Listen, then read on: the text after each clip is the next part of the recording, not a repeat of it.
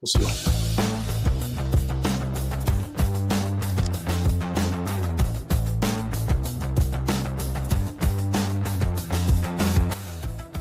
Hey everyone, how you doing? This is Amon Green, Green Bay Packers all-time leader in rushing, and you're watching Packers Total Access Live, your daily source for Packer content.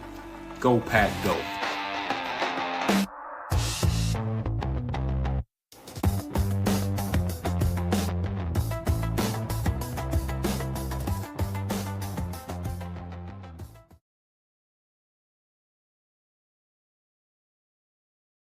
What's up, guys? Welcome into Packers Total Access. My name is Clayton. You can check us out on packernet.com. Find me on Twitter at Packers_access. Joined alongside Tim in Green Bay. We've got Jacob in Wisconsin here to talk Packers. And we've got the Carolina Panthers coming to town for the throwback game. Really, really excited about that. Want to give a shout out to everybody who supported the NFC Roundtable tonight. Thank y'all for hopping in there. That was a blast talking ball with the division rival podcasters. Those guys are just a great bunch of human beings over there. So it's a lot of fun. What we're going to get into tonight, injury report, right? We got our first injury report for the Packers-Panthers game. Excited about jumping into that. For the first time, I think, all year long, our injury report is actually smaller than the opposing teams. That's exciting stuff, right? We're also going to talk a little Tucker Kraft. I think he is grossly underestimated across the league, especially with the fan bases. We'll talk about why we feel that way.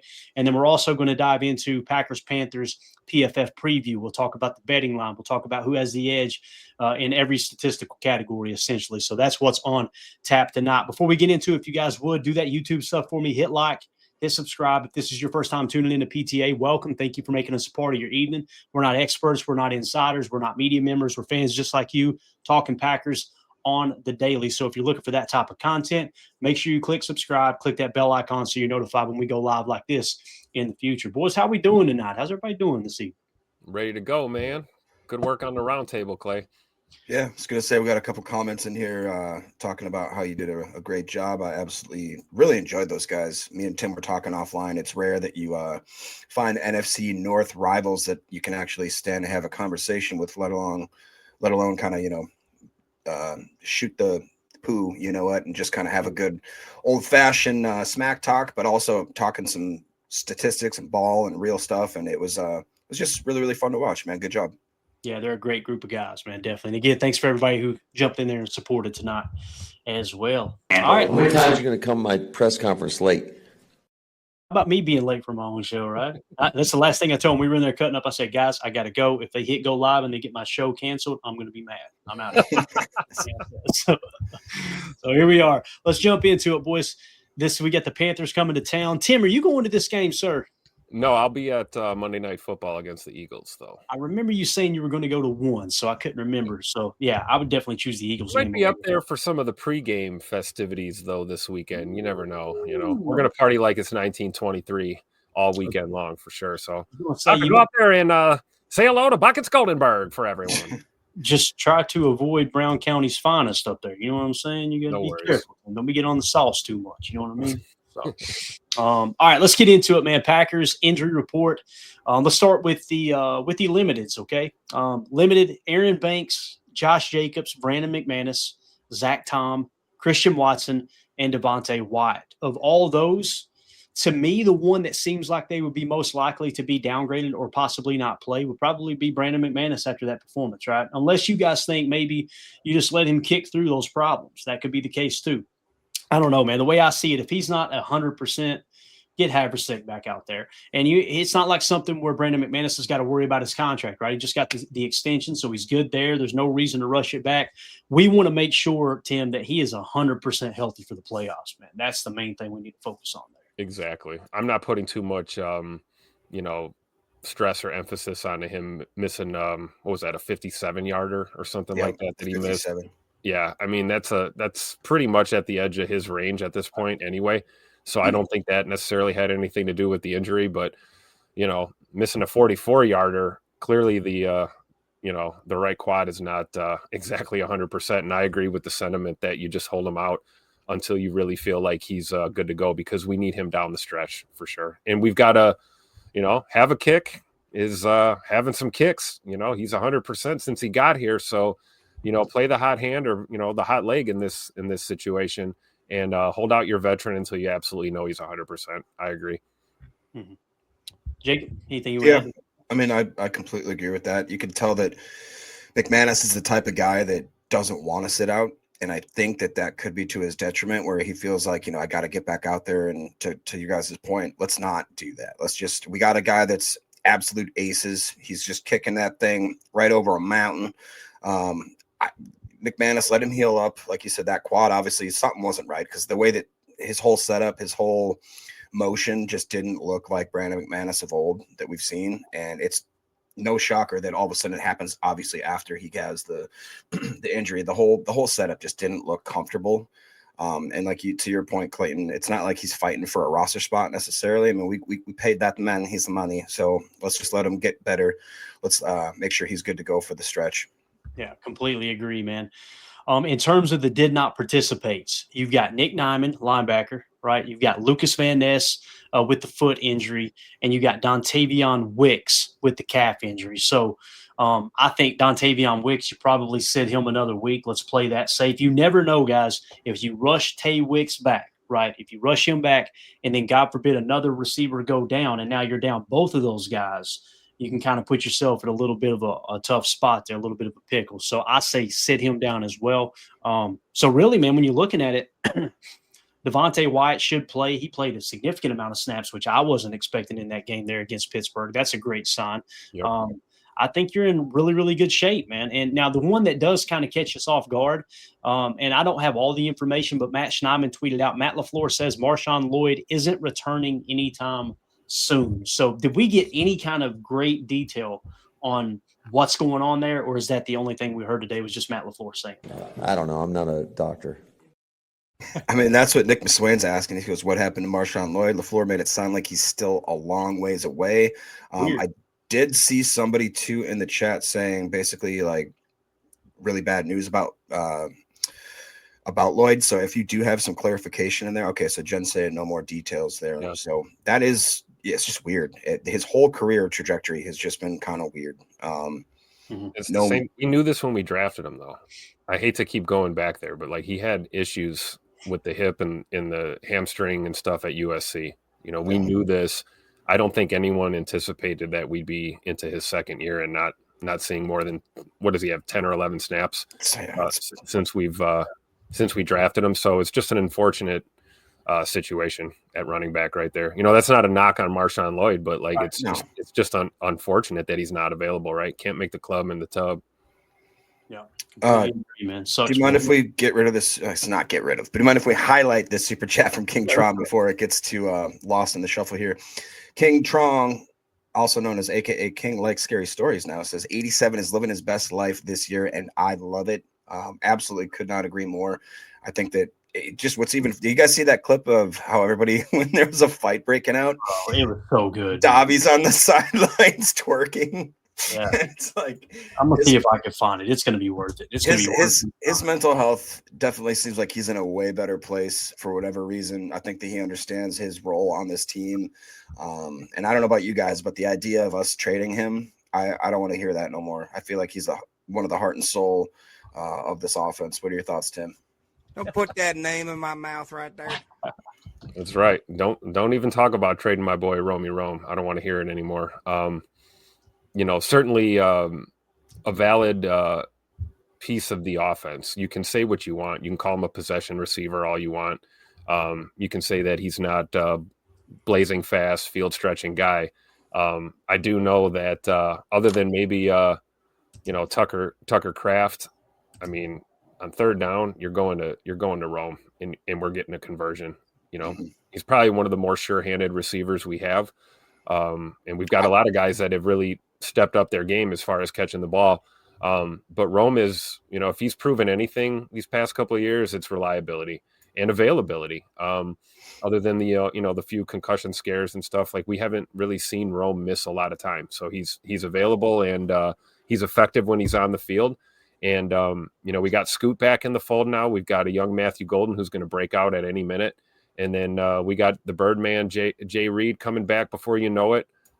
There's a lot to be excited about, kind of to Clayton's point, don't rush Tay Wicks back. and have him have a setback or anything like that. So I'm fired up about Rome. I do feel like he is a leader in that receiver room and on this team for sure. Yeah, and shout out to over on Twitter at TCU_Cash. He's the one who had the video here. We'll make sure it's muted in case there's something bad. So you see the fight. People throwing punches out on the field. Camera pans up, look at Dobby up there by himself, just getting a little twerk on. You know what I mean? Just I love the fact that everybody else is in the middle of a fight and Dobby's just dancing. You gotta love it, man. So I agree. I think he's in a great place. I just said it on the roundtable too. Like, there's been rumors around Dobbs getting traded this year. Please don't let that happen, man. I think he's great for the locker room. I think it ended funny last year. I think it was last year, maybe it was the year before when he did get suspended. That was the worry. Is he a bad locker room guy? Right? Unbelievable how things change, man. Shock. Jacob out here stealing Dobbs moves. He stole it from me, man. He came to the Oval Office and saw what I can do. I'm telling you. That's right. Only thing that's missing is a pole there. So. Well, Clayton, would you mind responding to Fishy Thinks? He goes, what is this round table thing? I feel like I'm missing out on something. Yeah, so it's a cult that we started. It's called the NFC North Roundtable, and Basarsky, you guys know Baz over at Basarsky Productions. He typically represents the Packers, and he was going to be missing some time. He missed some time last year, and then he said he's going to be missing some time with the wedding coming up. Congrats to Baz, obviously getting hitched. So he asked if I could fill in for him. So it's an honor that he asked me, and happy to do it. Like I said, those guys they're a great group of guys over there. So if you guys just want to kind of learn a little bit more about the NFC North, every Wednesday they go live on YouTube, and basically they go around the horn and give you a review of their most recent game, and then they preview the next game and any other topics that are geared around the North. It's really, sometimes you tune into shows and it's like, man, this is really drawn out. This is filibuster. You don't get none of that with it. It's just bang, bang, bang to the point. It's a great way to keep up with the NFC North. I thought about doing an NFC North show on this channel and just geared around one episode a week. Here's what's going on with the North, the latest news around each team. I just didn't know if that would run some viewers off, because I know some people can't stomach those rivals, and I get that. Totally understand. So, it's a good show. Clint said he watches as well. So, you know what I liked about it the best? Sorry, just real quick, is that it really does highlight the fact that some Packer fans are in such a bubble, thinking about how this team is so bad and so bad, and then it's nice to hear guys like I think it's One Bar, who was the Viking fan, who he's not known. Yeah, he doesn't sugarcoat it whatsoever. Same with the Chicago Bears guy. They're just they'll tell it as it is. And not to say that those guys are saying, the sky is falling or anything like that, but, they're very critical of their own team. And it's nice to be able to see other fan bases go through what I feel like the Packers only did in a bubble. It's like we just sit here and we're so negative with each other and with our own team. And it was nice to see that there's other fan bases that are pretty critical of their own team as well. Yeah, I think that's very well said, man. Very well said. All right, and again, Tron, thank you for that super chat, buddy. Appreciate you. Let's look at the Carolina Panthers side. Let's start with the did not participate. What players might not be playing this week? You got Brady Christensen, offensive lineman.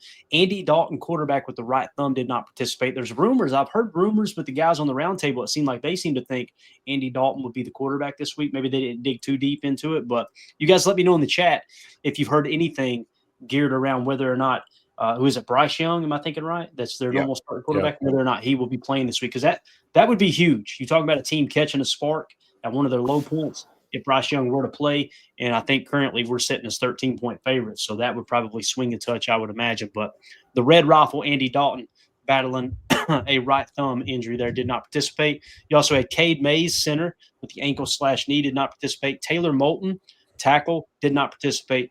Nick Scott, safety.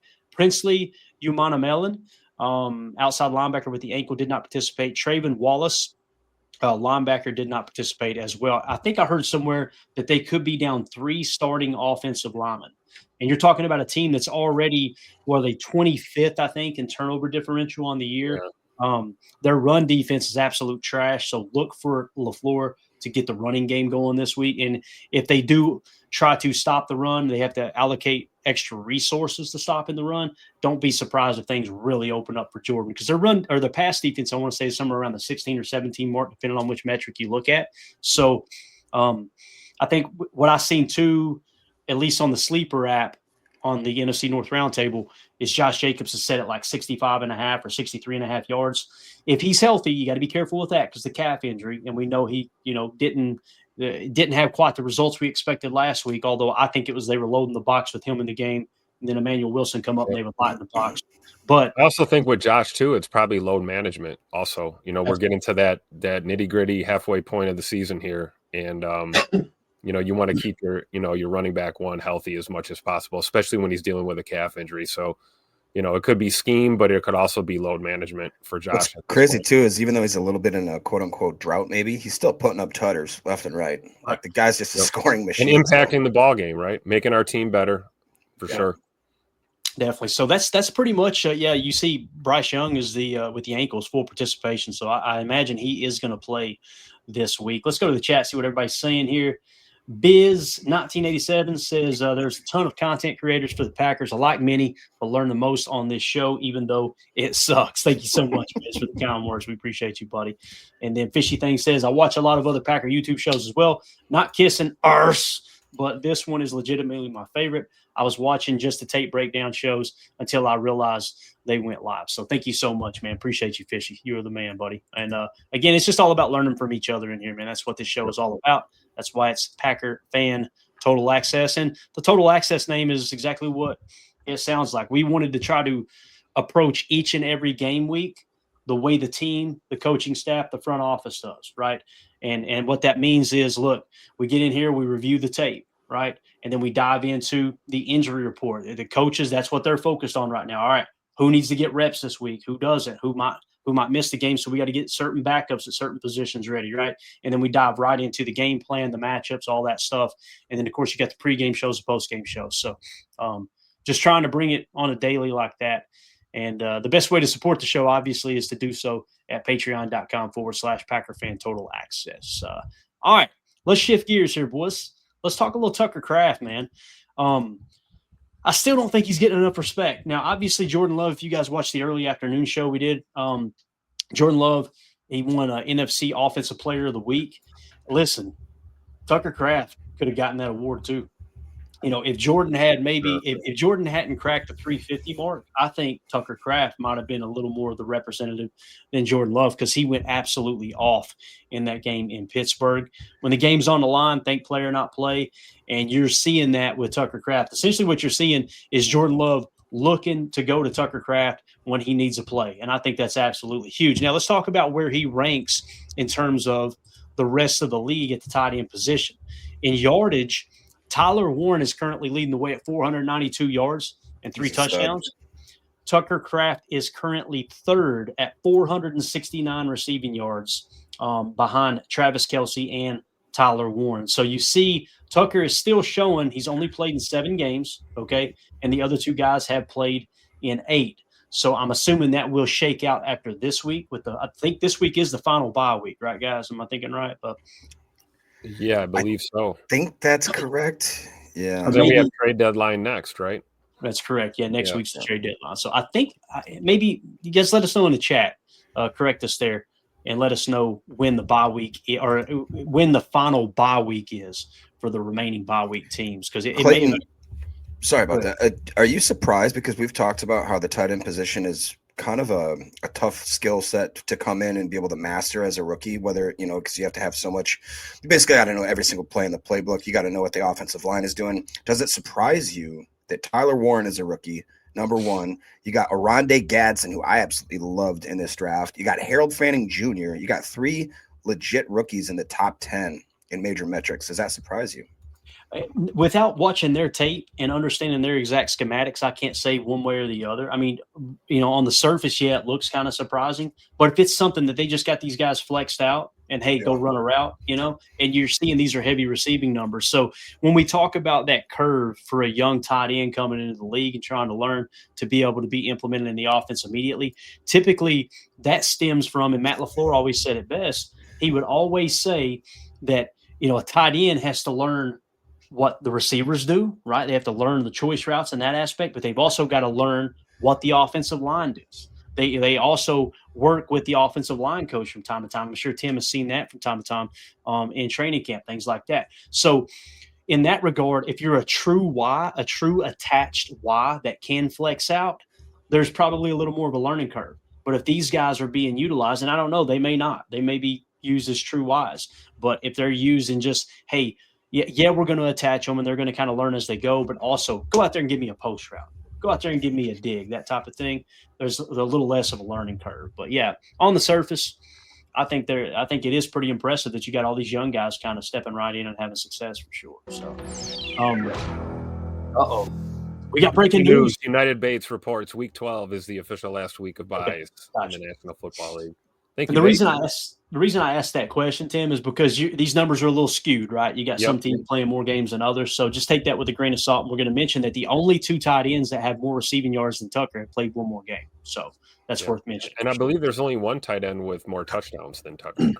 Yeah, let's see. Let's check it out here real quick. So, Dallas Goedert of the Philadelphia Eagles has 7 touchdowns. And then after him, there are 2 other tight ends, Jake Ferguson and Tucker Kraft, that are tied at 6. So Tucker is officially tied for second in the league in terms of touchdown catches. So you've got number 3 in yards, number 2 in tutters, right? Let's go to yards per reception. This is where it gets fun, boys. Look who's leading the way.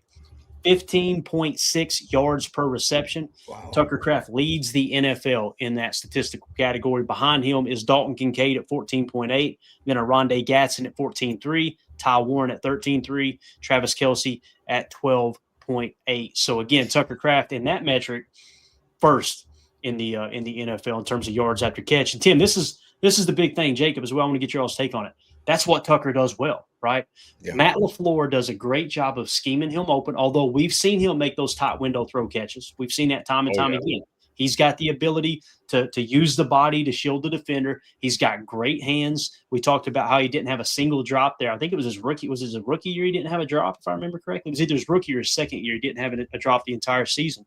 So he can do that, yeah. But you got Matt LaFleur scheming him open, and it's just like Tim, with Matt LaFleur and his offense and scheming Tucker open with just a head full of speed there, just getting the steamroller. You got the glow plugs warming up, baby. All right, run somebody's ass over now. That's what Tucker does best. Yeah, absolutely. We've seen it time and time again. Look at him right here. We remember the Cincinnati game. That looks like a train wreck, does it not? Folding people over. It almost doesn't even look real, but it is. And I think to your point, Clayton, it is. You've got to tip your cap to Tupac LaFleur for for all the tight window throws we've seen. We know Tucker's got great hands, but man, when this dude gets the ball in space, there's no telling. You could have a 5-yard gain that goes 85 yards for a touchdown. The way Tuck runs with the football, really, aggressively, reckless abandon, just tucks that ball and he's like a steam engine going forward. We've seen him dragging DBs right along with him, shoving linebackers out of the way. He is a monster when it comes to the yak. And I think, creating those windows where you can get that ball and he's able to turn upfield, keep the wheels turning, catching it in stride in space. That's a recipe for, a guy that's probably going to lead the league in yak when it's all said and done at the end of the year. So big shout out to Matt LaFleur for scheming him up. Yeah, I love what our R.E. Ironminer says. Tuck around and find out. I believe that the NFL is now starting to put some respect on his name because to six-ish, I don't know. He said 2023, we all knew Kraft was him. The rest of the NFL is just finding out. I mean, me and Tim have been talking about it. I was absolutely jacked when we ended up getting him. Didn't think that we would have that weird double tight end draft like we did.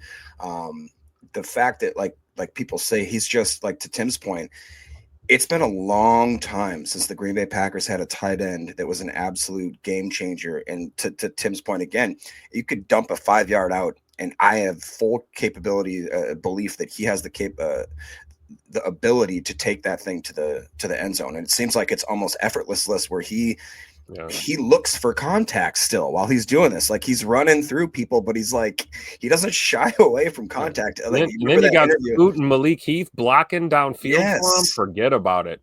Yeah. And he just, like, to your point, man, he just seems like he enjoys playing the tight end position more than a lot of people I've ever seen. He just really loves it. Yep. Yeah. Now, in terms of receiving EPA, Tucker Kraft leads the league in that metric as well, plus 34.3. The closest one to him, Tyler Warren at 25.3. 2.0. So Huck Norris, you absolute beast of a man. He's a grown-ass man now. And that's correct, Coach. And then this is the most exciting one to me. Yak over expected, okay? So yards after catch over expected, plus 110. The closest one, Arondé Gatson at a plus 54. He is officially doubled him, right? So he has doubled the closest tied into Yak over expected. Tucker has doubled the numbers. I mean, he's dominant. He's been absolutely dominant. And then on top of that, you think, okay, he's a great player. Great players sometimes are head cases, right? They come with a little bit of baggage. You got to deal with the ego, not Tucker. My man out there ice fishing with a bush latte and a lung dart, right? Just hanging out with the boys. And then he's got the C on his chest. He's already become a captain. We talked about locker clean out last year. As the team was leaving, he was like, man, we need more leadership in this locker room. I'm going to step up, and I'm going to be a leader next year is essentially what he was saying. He said that, and I went, be careful, Tucker. You're still young. You got to back it up with the work ethic, and you got to walk the walk. You can't just talk the talk. Boy, is he walking the walk. Yeah. My man came out on fire this year. For sure. Between him and Josh Jacobs, man, those two set the tone going into this season from the very beginning on the offensive side of the ball. And then, of course, Jay Money coming into his own as a leader, too. Guys love that. I love that little I shouldn't call it little, but I don't know if anyone else picked up on it, but did you see the that killer look, that stare of death that Jordan had in his eyes on Sunday night all day long, like looking like a straight up assassin out there on the football field, all business. We had that moment with Matt. You talked about it earlier today, Matt giving him the pat on the chest before the game. Yeah. Trust yourself or believe in yourself because we do. And, you see Matt really like giving him the keys and letting him not only drive, but decide what gear he wants to be in and, where he wants to point the car. And Jordan's got full command right now. You got to love it. Yeah, definitely. What's crazy too is just, the little things that Tuck does, in addition to, like you just said, like the Jordan now starting to look like he's really coming into his own. Do you guys remember when he did that crazy little ninja hop up? He's not supposed to be able to do that at like 6'6", 250, whatever he is pounds. Like that dude is nimble, bro. He's an athlete.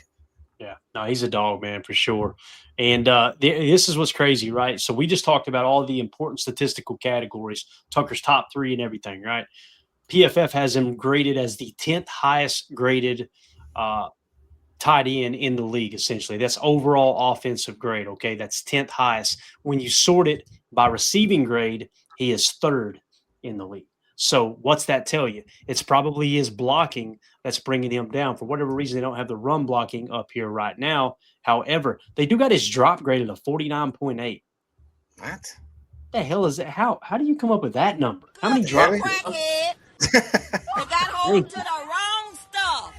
I can't. And now he had a drop the other night, right? We seen that. That was a drop on 3rd down, I believe it was, right? That's the only drop I could think of this year. Can you guys think of another drop in the first 7 games? Drop I can think of in years for the dude, honestly. Crazy.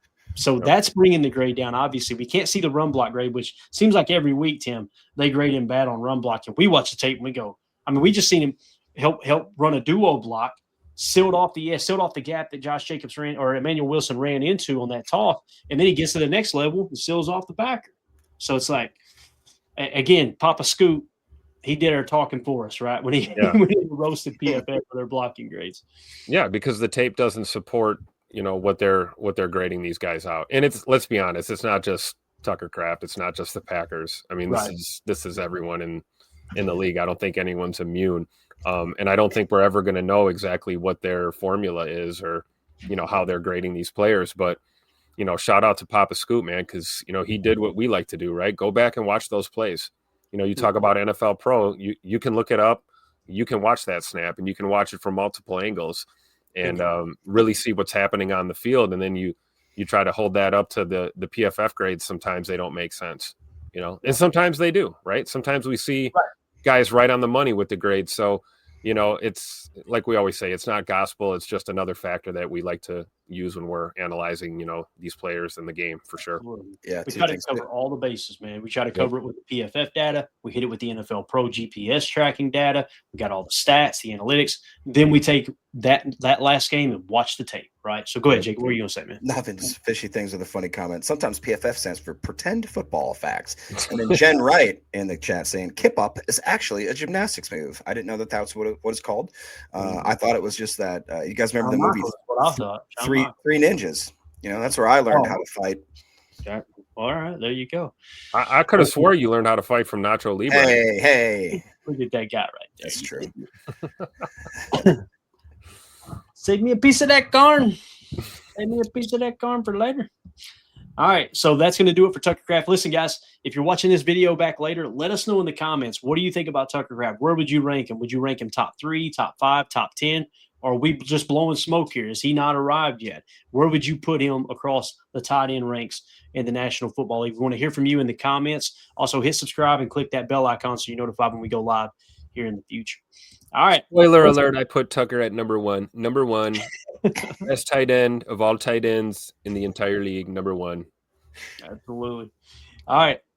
Let's jump into it, guys. The matchup this week is the Carolina Panthers. This is how we like to kick off the week against the upcoming opponent. Let's start with the PFF preview. There's some really, really good analytics in here. This, what I love is, yes, there's some grades involved here. You'll see the Bryce Young versus Jordan Love, kind of who grades out better. But most of this is just analytics driven. So I like to get their analytics as well as NFL Pro across the board. So overall ranking, right?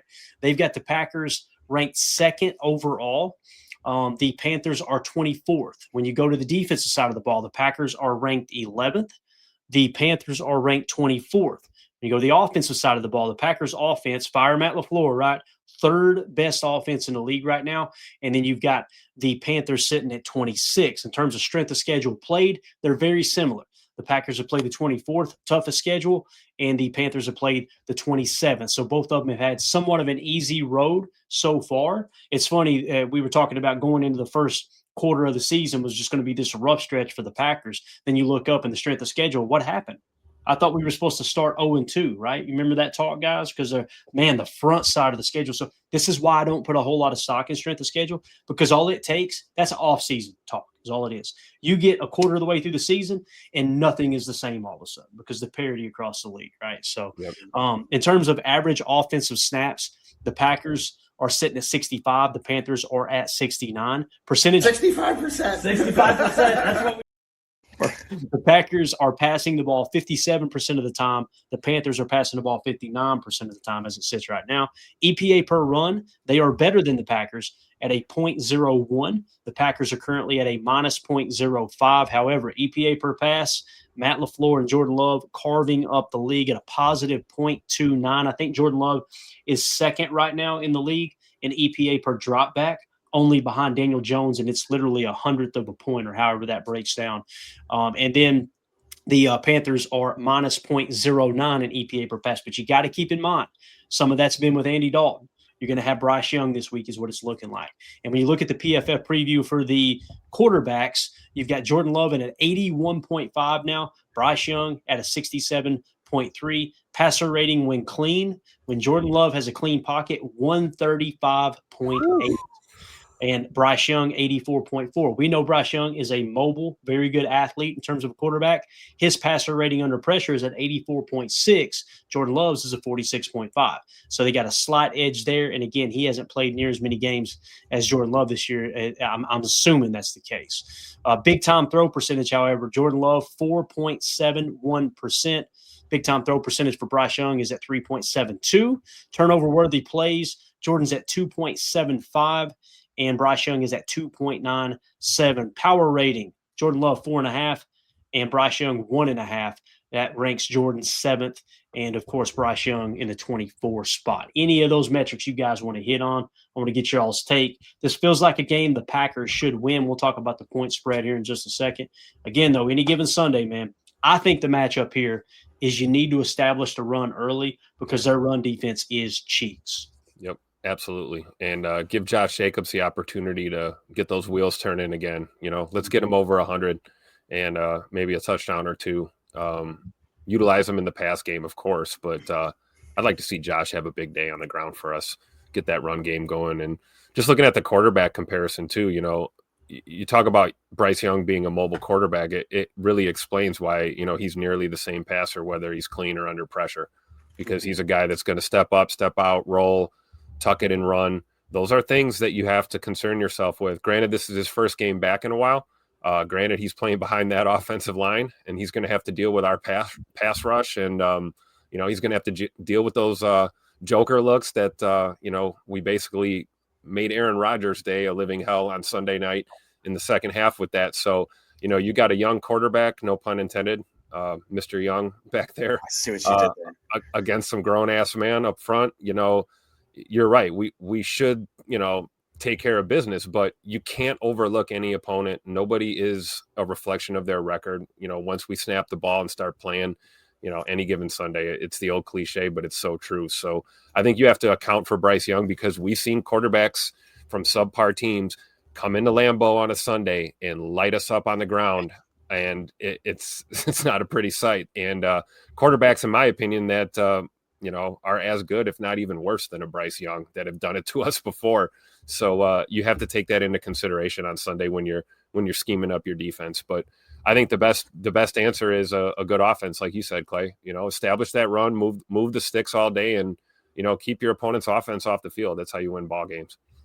Yeah, I agree with that completely. And to Tim's point, I want to make Bryce Young have to play a good quarterback, play like a good quarterback, because with Chuba Hubbard, I believe, and I think it's Rico Dowdle is their other running back. They've been doing pretty darn decent for, as kind of, you know, if you want to say that the Panthers as an organization as a whole has been kind of struggling.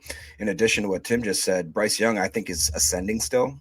Was he a number one overall drafted quarterback? I believe he was, out of Alabama. And I'm telling you, he was my favorite quarterback that year. The problem with Bryce Young, Jacob, is they have just had this. They thrown him to the wall. Have the worst management of their roster. I don't want to put words in your mouth, but no, that's it, man. They went out and what would they remember? They went and signed a bunch of wide receivers without trying to shore up the offensive line. They kind of neglected the defense. They decided they traded away their edge defender, and I know that doesn't have anything to do with Bryce Young. But listen, when you got somebody when the opposing quarterback is back there all day and throw the football, and they jump out to an early lead, guess what? Now it's just statistically proven that if a quarterback and his offense are constantly week in and week out playing from behind, you're going to make more mistakes. That's just the way it is. So and you were right on the running game. If there's one thing that Carolina does well, it's run the football. They're 10th in yards per carry at 4.6. So. Gotcha. Yeah, I mean, I just look for us to absolutely come with a full head of steam, being at home, coming off an absolutely really pivotal win that I think is going to put a lot of confidence behind not just the team, but you can't tell me that Jordan Love doesn't have a little ego boost from beating his predecessor, his mentor. All the talk that we tried to tamp down, which that's what we got to do is honestly as Packer fans in that situation. But I'll be honest with you guys, it was a big game. It was a massive game for him. And, you know, Jordan's the type of guy that probably will never admit fully how much that meant to him because he's just a leader like that. He's a humble guy. He's a respectable guy, and he would never want to, you know, in any way try to tarnish Rodgers and what he's done for him and his maturation and all that kind of stuff. But I really do believe that lit a fire, not only under him, but the way that I think the team looked at what Jordan Love did that game. I don't know if I remember if we covered this or not, but I believe I saw a stat that he was the first quarterback in NFL history to have 20 straight completions, over 350 yards, to have the 3 touchdowns, no interceptions, no sacks. First time in NFL history that has happened. And we're all sitting here wondering if he's a bust. Not all. Some of us are still sitting here talking smack in the Packers fan base. It's like, you got to wake up and wipe the crust out of your eyes because we have a 10. What does he do? Why is he number 10, Tim? Because he only throws dimes, man. That's right. And I don't think it's an ego thing. I mean, to your point, I know what you're saying. I think it was a confidence booster for Jordan. And that's what I mean. Yeah. Sure. I feel like, you know, we all have our own egos, but I think Jordan's one of those guys where that's buried deep down inside. It doesn't come out to the forefront very often. That's what there are guys that are ego driven, right? I don't think Jordan's one of them, but we said that going into this game, Jacob. You know, hey, that it's probably a bigger game for Jay Money than it is for Aaron, and it certainly proved that Jordan is definitely someone that's the moment is never going to be too big for him. game on the line. We always talk about it. Think play or not play. That's the type of dude you want under center when your season or the game is on the line. I don't think Jordan is going to cower in the face of pressure or adversity at all. And coming off a huge road win, the first road win in Pittsburgh since 1970, and now you're coming back to 1265 for 2 home games. This is exactly where this team wants to be right now at this point in the season. And don't look now, but they're saying a beautiful, clear sky, 36 degrees, Tim. Is that what they're calling for? It's going to be a chilly day. Atlanta could be able to see the breath from the offensive lineman a little bit. Oh, come on. And we're going to have that beautiful, bright sun. Yes. Right over the stadium. Oh, love it. As Wayne Larrabee says, a sun-splashed afternoon at Lambeau Field. I love it. So for sure. It's going to be a fun game to watch. And here's let me be negative for just a second. You guys know I don't do this often. Oh, I want to go on a limb and say, if the Packers struggle to run the football this week, we got a problem. That we got to seriously step back and acknowledge, okay, there's something wrong with the run game. Something's definitely up, right? Because they should be able to run the football on this team. Like I said, I want to say they were 25th or 26th in yards per carry allowed. And you should have a decent chance of playing with the lead, barring – listen, you could fumble the opening kickoff, and it's a dogfight till the end, right? That could happen, any given Sunday. So, speaking of a problem. Here's the guy.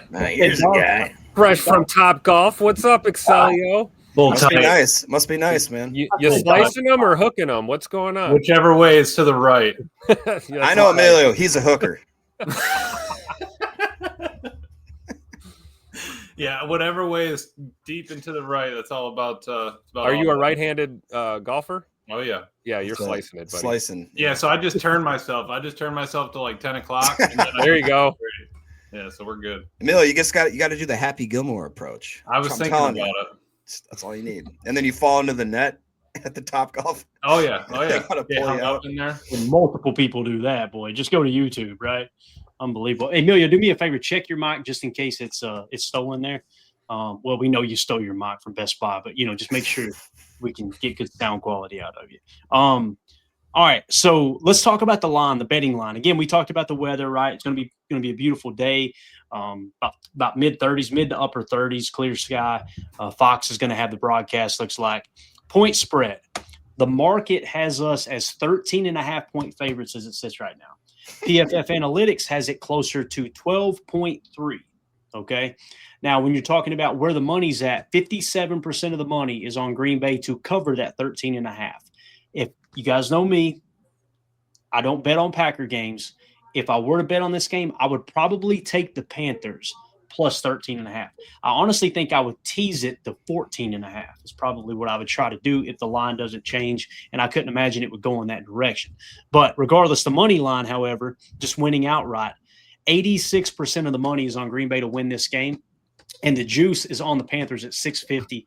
Bets percentage, so we're talking about tickets, 96% of the tickets are on Green Bay to just win outright.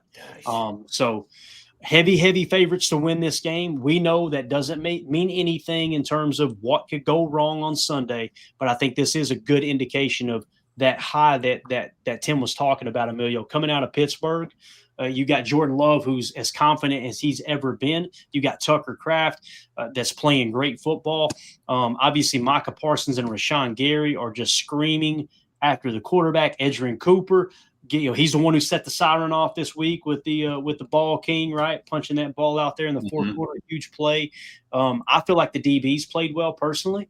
Keyshawn had a couple lapses there. It sounds like, if I had to guess, I would think Carrington Valentine is going to start over Nate Hobbs. We'll have to wait and find out at game time.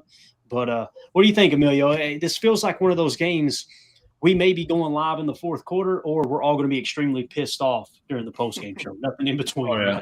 Yeah, it means we won't be seeing Jacob if that's the case, and be flipping tables. But no, that's it, man. And honestly, I think you get Jordan having a hot game, Tucker having a hot game. It's probably going to be somebody else this week, right? It'd probably be Josh Jacobs going off, or maybe we'll get Matthew Golden for 100 and a touchdown, and it's just going to be, it not having the same weapon. And not being able to game plan the same way each week. I think Matt's going to kind of lean into that just a little. Not that you need to take the ball away from Tucker or anything like that, but just try to find a way to get everybody else engaged, right? You got your third round rookie a touchdown. Let's get your first round rookie one, and let's just kind of just keep stacking them. It doesn't need to be, Rome wasn't built in a day. We don't need this team to be Super Bowl ready this week, but I think, any step towards the right direction, like you were saying earlier, we just need to get that run game going.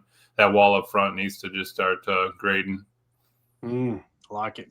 Anything else you guys want to add to this preview before we I want to dive into the Panthers schedule a little bit and see who they won. But Tim, Jacob, y'all got anything else to add here?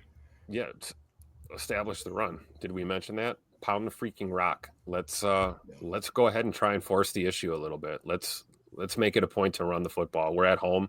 It's a nooner against a team we should be able to, find our legs again in the run game. I say be aggressive. Get this O-line run blocking. Get them aggressive moving forward. We already know, despite the the rotating cast of characters we've had at times with injuries on that O-line, that for the most part they keep Jordan pretty clean. We've seen him under pressure in a handful of situations this year. He took a couple sacks, but nothing that we're worried about pass pro. So I think when that comes natural to your group, then I think you can ask them to make an effort to get those big hog mollies moving forward a little bit, and let's push the pile and run the ball. We know Josh is one of those backs that can you can give him a inside zone run or something. Next thing you know, he's bounced outside of the tackle and he's off to the races. So maybe forcing the issue is not the right word, but I think an emphasis on running the football should be made on Sunday against this team. For sure. I agree. And on the opposite end of that spectrum, Tim, I'm looking at their offensive line. Clayton's got it on the screen here. Morton, Christensen, Mays, with Hunt already on IR. Those guys aren't ranking terribly. You're looking at the 23rd overall, 12th overall, 15th overall. If all three of those guys, or even one or two of them, can't play, the run game, which I'm sure they're going to try to establish with Rico Dowdle, Chuba, that whole thing, it's going to be severely affected. And don't forget that if Devontae Wyatt is even more healthy this week, that's another beast on that defensive line. I mean, between Parsons, between Gary, between if we have a decent Wyatt, we've seen the steps that Brinson has taken, that Colby has taken. I find it hard to find an avenue where Carolina comes out of this unless everything's going in their way. You know what I mean? Everything. So I'm pretty excited about that. We need to box up their run. Rico Dowdle went for over 200 or 150 or 200 against the Cowboys against his old team. So that is one thing that we need to make sure we do. But if we box up the run, I think we're in great shape. Yeah. Also, we can't get in a situation where they're running all over you, and right. Because that by default is going to open up things for any passing game in the league, right? So we got to be stout against that running attack. It's also worth mentioning they are 26th in turnover differential, so they are giving the ball away and not taking it away very often, right? Also, Ball King, baby, punch it out all day long. Let's go. On top of that, they are 17th in sacks allowed. They're giving up 2.4 sacks per game. So this may be one of those games where Micah Parsons and Rashawn Gary each. We may come away. This may, and again, anything can happen. I don't want this to come across like we're saying this is a slam dunk win. I see people in the chat, and listen, fan how you want to fan. I got you. I know people think this is just going to be the Packers are going to run away with this thing any given Sunday, like we always say. But this does, to me, feel a little bit like that Tennessee game last year. Like you go up to an early lead, get up to a 2-score lead, and just turn the dogs loose and get after the quarterback. Now, Bryce Young, he can make you miss and he can hurt you with those secondary windows for sure. I wanted to look at the schedule real quick. Sometimes there's some hidden information here, right? Like Arizona, for instance. Everybody was talking about how the Packers are going to boat race Arizona. We looked at the schedule, and what we see on Arizona's schedule, they played – every one of their losses were really, really close. But what ended up happening?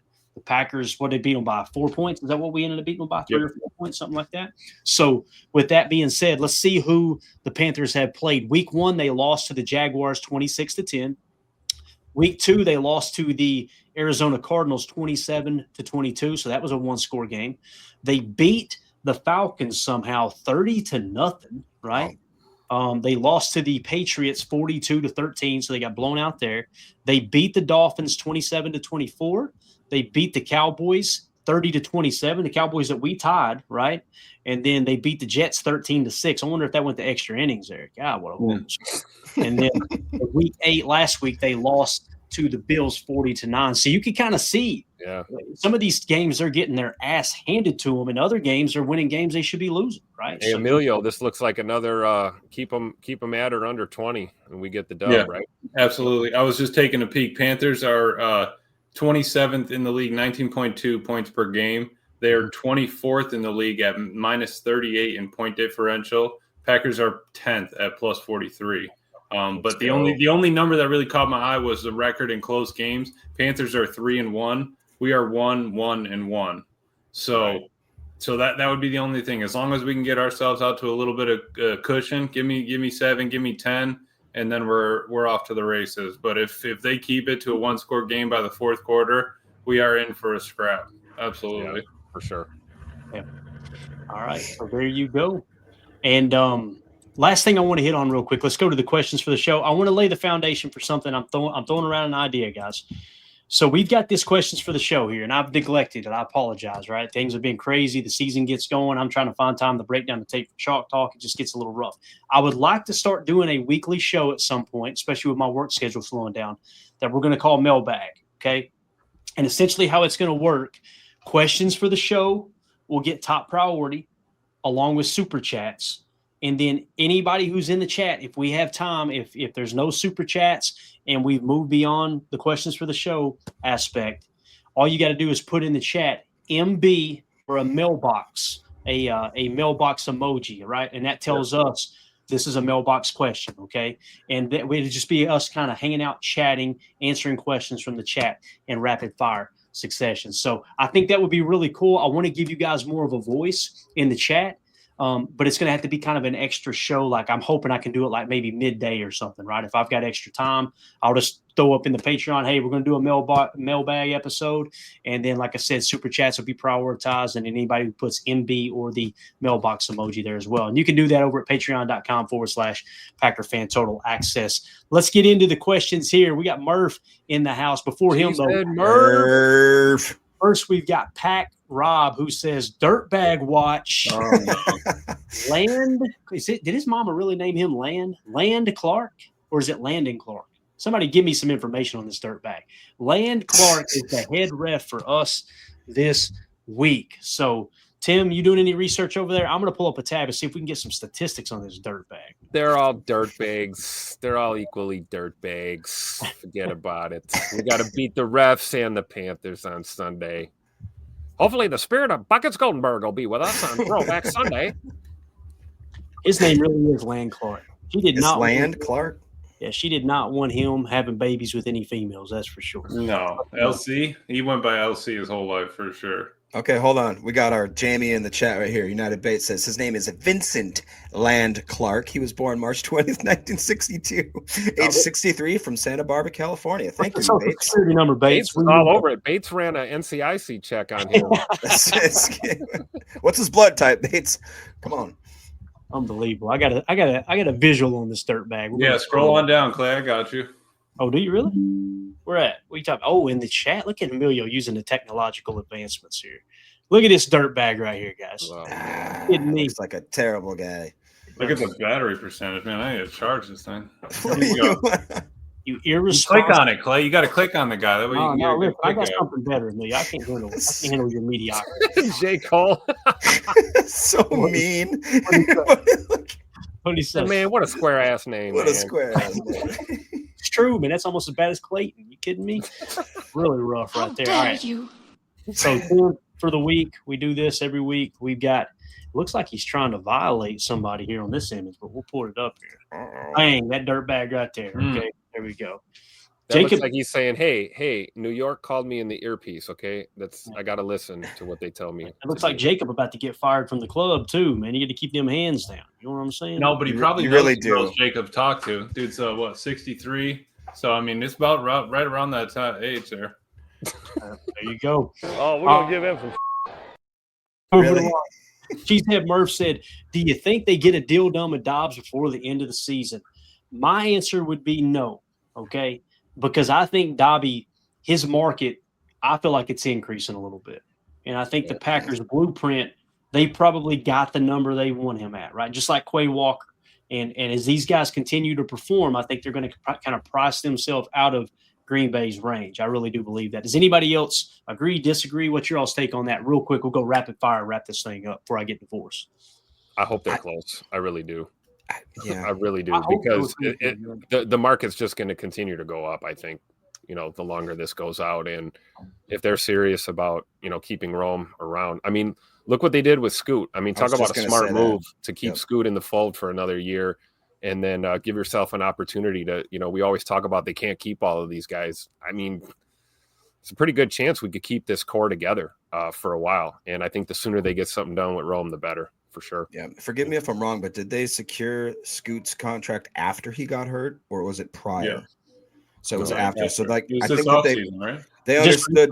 No, that was like a month ago. That's what I was saying. So in my eyes, I don't see that same sort of team-friendly deal happening for Rome, just because his back's not honestly against the wall like Christian was. And being from they're the same draft class too, right? If I'm not mistaken. So it's like, I just feel like that, to Clayton's point, Rome may have a better chance at getting some big time money, getting the bag, as the kids say, from a different team. However, I will say that the big catalyst or question mark for him is, I really do think Rome enjoys being in Green Bay. I think he likes his team, likes the organization, likes where he's at mentally. And so if he is willing to ever, quote unquote, take a team friendly deal, that might be the guy that would actually do it. I mean, we'll see. I'd love for us to keep him, to be honest, because, I mean, like Clayton said on that roundtable, man, I don't know if there's a more sure-handed guy in certain situations around the league. He's not, like Clayton said, not going to take the top off the defense necessarily. He's not going to wow you with his 40 time or with anything like that, but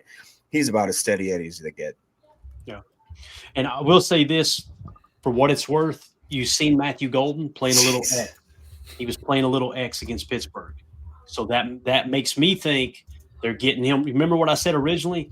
If Romeo is not on this team, Matthew Golden would be the X, Jaden Reed would be the F, and Christian Watson will be the speed Z, right? I think that's their long-term plan, unless they can get a really, really good deal on Romeo Doubs. The only problem with giving Doubs a contract extension, would you be willing to pay him more than Christian Watson? I would not, personally. So with that being said, Christian Watson's number, as we talked about, is really low. So if I'm Romeo, I love Green Bay, but I'm probably wanting to hit that market, I would imagine. So, all right, move on to the next question. We'll go rapid fire. Cheesehead Murph, do you think Matt should let Jordan run the show like Aaron during the first half, 4 minutes to halftime of the middle 8? Does he do it already? Doesn't seem like it, but I could be wrong. I don't think it's a scenario, Murph, where Matt's not calling in a play and Jordan's just going out there and doing it. I don't think Aaron honestly ever did that. Now, Jordan has the same freedom that Aaron has. Yep. People used to get so pissed, not that you did, Murph, but people would get so pissed at Aaron going, he keeps changing the play. He keeps changing the play. Guys, all he was doing was canning to the next play. Yeah. It's the every same play call is 3 play calls, really. Yeah. And it's exactly what Jordan's doing now, so there's nothing different in that regard, in my opinion. Cheesehead Murph also said, hypothetically speaking, now with the Hobbs deal, can we move him at the trade deadline if we don't see him fitting in? Not trying to, just curiosity. You could. You're going to take a dead cap hit of like $16 million this year if you did that, right? Which he's already on the books for. But if you could trade him and get something, I can see how you could make a case for that. I do not think it'll happen. Personally. What's the market for Nate Hobbs? Like what are we going to get? Yeah, it's got to be. And I honestly would like, I know everyone's down on him right now, but I like the hot piss that he plays with, man. Mm-hmm. He brings a fire to our secondary. I did too. And I think as fans, we owe it to ourselves to be a little patient. Let him play his way back to 100% coming off that knee cleanup that he had in the preseason. I'd be almost for him taking a couple weeks off, healing that thing up, and just coming in and playing play here and there when you need them. If we go 5 DBs or 6 DBs, whatnot, and then all right, let's use him more as we get into the postseason or whatever. As you're running into just more injuries down the line. I mean, what happens if Key ever goes down? Someone's got to step up and play. Yeah. To Clayton's point on the NFC roundtable, we're sitting here talking like we have this worst cornerback group, or some certain fans are talking about how we have the worst cornerback group. Clayton, what are we ranked as an average passing per yard or per play? Yeah, so in yards per play, passing yards per play, what that means is anytime the opponent runs a passing play, the yards that you're averaging, that you're giving up the Packers are ranked first in the NFL in that category. Is that good? First. And you noticed in the chat too when I said that, people were like, "Oh, that's such a skewed stat." The Packers, Packers pass defense is horrible, and I'm going, boys, facts don't care about your feelings. Literally not. Literally, it's a statistic, and I think it's the most important statistic is when you're talking about breaking down yards per play. If I had said they're first, I love hearing people say this. They're first in this category per game, like yards per game or points per game, right? Guys, that can be skewed really easy. But when you're breaking it down per play, that's the closest you can get. It's not everything, but it's definitely the most important statistic that you can come up with on a per play basis, right? So, and listen, they're first in yards per pass play allowed, right? Great. Does that mean they're perfect? No. That's what's exciting. We're the best in the league in that stat, and we all still see on Chalk Talk we're making mistakes. That's exciting. That's a good place to be. So, yeah. Thank you for bringing that up, Jake. All right. Murph said, another what if. What if Emmanuel Wilson, I'm assuming he's saying, right? Yeah, Emmanuel Wilson has a year behind Jacobs. Do you keep him and move on from Lloyd or keep Lloyd and possibly trade Emmanuel during the offseason? If it were me, personally, I would keep Emmanuel Wilson. As long as you've got his rights, keep him on the roster. I think he's going back. We do have exclusive rights to him, don't we? Yes. What will probably end up happening with Marshawn Lloyd, I'm pretty sure we do, Tim. I'd have to pull the contract. But what I would do with Marshawn Lloyd is I would, hopefully he'll get back this year at some point. If he don't, then you put him on IR. You try it one more time next year. If he gets hurt again, that's it. You got to move on, right? He's got to be able to survive camp next year. Got to be able to. Sure. Right? And again, that's no knock against Marshawn Lloyd. That was Daniel Jeremiah's best running back coming out in the draft. I think that still holds true. Yeah. It's bad break, right? Emilio, you run your damn NCAA football 26 running backs into the ground. You see the bar going yellow on the way and tearing all the way down. And next year, they go up a couple overall, but man, that red bar is blinking. And coach signs away, lost my star quarterback. Coach receipts went down, all that stuff. So, but in all seriousness, Lloyd, you think about it. We had who was it? Taylor, I think we picked him up in the 7th round 3 or 4 years ago. That running back didn't work out. He didn't even make the cut. Then you get Marshawn. Okay, cool, but he's not. I mean, it's tough, right? You want him to be out there. He's physical. He's fast. He's freaky. But I just need you to stay on the field. I feel bad for that guy. I mean, he's not trying to do this. You got Josh Jacobs last year. Bringing him to every practice and all that stuff. It's not like he's not getting a good mentor and good people around him. It's just his body needs to let him, be the player that we think he can be. But if not, I mean, I think you're pulling the trigger on a running back in the next draft. But also, how high of a draft pick do you need to start spending on these running backs when you've seen time and time again teams pull a running back off the street and let the dude run for 150 and let's go. So, and again, it's kind of like those reclamation projects for quarterbacks. You can find a running back that's ran for 3 years at another team that didn't work out, maybe got 3 yards of carry, and you bring him over here, you find his niche and he's off. But I'm glad that we moved on from. I mean, I love Aaron Jones. I'm happy we moved on from him. Josh Jacobs has been a more stout back, been on the field more than Jonesy, which is tough. But you're just processing down. You got time frame of their age, where we are as a team, and right now Lloyd's on the bubble of not having enough time and not being physically ready to roll. Yeah. Right? And in the meantime, we got Savion Williams. That guy can take a handoff or a toss or and he's so tall, dude. He's so lengthy. I feel like he's just going to get stuck, and he just is nimble. That swing pass to him, that design swing pass. Oh yeah. If we didn't have the hat count, he's still scoring that touchdown. Oh yeah. Full head of steam coming around the corner. He's just going to run through somebody's face. And you already have. And who was blocking on that play on the edge? Chris Brooks and Matthew Golden. Yep. You already have another running back you're leaning on. Yeah. You got rid of one of your tight ends because you turned Fitzpatrick into your you can swing him around and all that. So you're finding guys that are filling the niche. If you're on the field, you're going to play. If you're available, you're going to get a shot. And I just love that. I mean, when you go back and watch some of Emmanuel Wilson's highlight tapes, that dude is freaky. He is like he can hit you with the dead leg like Josh Jacobs does, but also has that explosiveness. The dude is ready to be an NFL running back, and we're seeing it. Yeah. With Chris Brooks, too, when we go to the pony package, more times than not, they've got him as a blocking back, right? That says a lot about what Matt LaFleur thinks. And then when you go with that bunch load left, Who did he have on the edge? Flex him. Chris Brooks. Yep. And it's literally the most pivotal part of that blocking scheme. He said, I want 30 out there. It's a pretty wild thing. And it just hit me. We ain't seeing much pony package here lately, are we, guys? No. We're starting to drift away from it a little bit, right? Don't be surprised if that comes back in the second half, but I'm glad they got away from it because I didn't feel like it. I felt like Matt realized, all right, we can't get the running game going using this right now. Let's put it on the shelf. Let's get back to the basics. Let's run a little more duo, right? That 26 toss was awesome with Emmanuel Wilson. Yeah, and with a duo kind of approach too. There was a lot of eye candy up there too, right? When you're in shotgun and you're trying to move all those bodies, you're faking one way, then spinning around, handing it off. Yep. You're doing a lot of motion, and we weren't getting any push up front. It didn't lead us anywhere. Right, exactly. And again, it worked last year, but teams had a whole off season to watch the tape, right? And I'm excited to see if they can get this running game going. Again, chalk talk this week, or probably the post game show, to be honest with you. You're either going to hear me say it, all right, we got a little momentum in the running game, guys, or we're going to hear me go, boys, we got a problem. Yeah, we should be able to run the ball against this team. So I'm excited to see how it unfolds. So with that being said, for those of you watching this video later, let us know in the comments what you think about this matchup. Packers, Panthers. Do you think 13 points is too much? Do you think it's right in the sweet spot? Is it not enough? Let us know in the comments what you think. Make sure you hit subscribe and click that bell icon so you're notified when we go live in the future. You guys got anything else you want to hit on before Tim tells everybody about this charity that we're partnered with? Good? Don't think so. Let's do it. Tim, tell them about the great folks over at OperationHorsesHill.org, man.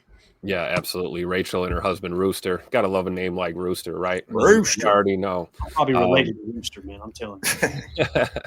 They've got a great place out there in Westboro, Wisconsin, working with veterans, active duty servicemen and women and their families, helping with horse-assisted programs for our veterans, improving mental health in our veterans and for their families. So we're teaming up with them. You guys know we got a couple of days left in the month for your chance to win an autographed Rome jersey. OperationHorsesHill.org/how can I help is where you go to make your donation. Every donation, regardless of dollar amount, is going to get your name on that Larry McCarron pinky wheel, and we're going to spin it to see who wins the jersey. We're trying to raise up some money to get them a truck and a horse trailer so that they can bring some of the horses directly to these veterans at other events and things in the future. So please check out OperationHorsesHill.org for more information on what they're doing here for our veterans, and then also to make your donation. You can also scan that QR code in the upper right, and it'll take you directly to the donation page.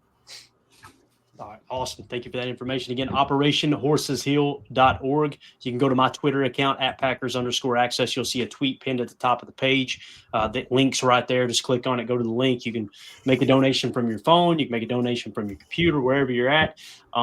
And also, if you don't have money to donate, it's totally cool. We completely understand. Just feel free to tweet that link out and just share this website here, OperationHorsesHill.org. That makes a difference as well. So, all right, guys, that's going to do it. We're out of here. I'm going to go save my marriage. I've been doing podcasting for the last damn near 3 hours. My voice is going. So, but it's great talking with you guys. Obviously, we did an afternoon show too. It's unbelievable. She's got my bags packed. I guarantee. Oh yeah. But we'll be back tomorrow at 6 p.m. Central for PTA Live, where we'll probably dive into the PFF preview from a lineup standpoint. We'll show you their best graded players, our best graded players, and we'll get into any other breaking news. We'll give you the latest on the injury report, all that good stuff. We didn't even show you footage today. We'll show you footage tomorrow of the helmets they're going to be wearing this week. Obviously, they're wearing them in practice already. The 3D leather helmets. It's going to be awesome. So everybody hit like, hit subscribe, click that bell icon so you're notified when we go live in the future. So many people still aren't subscribed. Listen, I do the same thing. I've got random shows that I watch every single day, sports shows, and I'm not even subscribed to their channel. Now that I'm running a channel, I realize how important it is. I'm like, man, I need to go subscribe to them, right? It doesn't cost a dime. Just hit that sub button and hit like for us as well. That tells the algorithm, hey, these guys it's a pretty good show, even though it isn't. We all know it sucks, but we greatly appreciate it. So we'll see y'all tomorrow, 6 p.m. Central for PTA Live. Everybody have a wonderful evening. Emilio, give him the birth control wave there. Birth control. There you go. See y'all later. Here we go. Bye, guys.